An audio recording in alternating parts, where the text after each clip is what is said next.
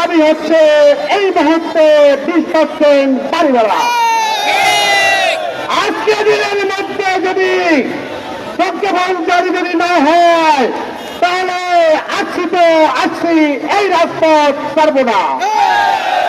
আপনারা কি রাজপথ ছাড়বেন? এই প্রস্তাব ছাড়বেন? কখন ছাড়বো?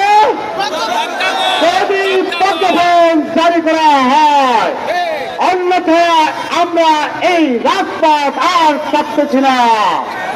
প্রিয় শিক্ষক নেতৃবৃন্দ এবং মিডিয়ার ভাইরা, বারবার আমাদের সাথে প্রহসন করা হয়েছে।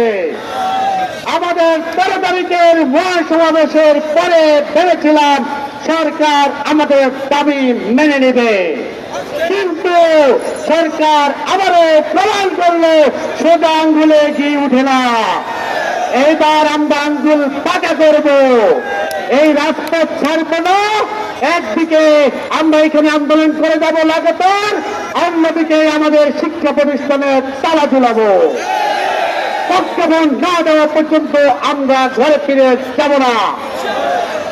প্রিয় সাংবাদিক ভাইরা, আপনাদেরকে আবারও বরাবরের মতো ধন্যবাদ জানাচ্ছি।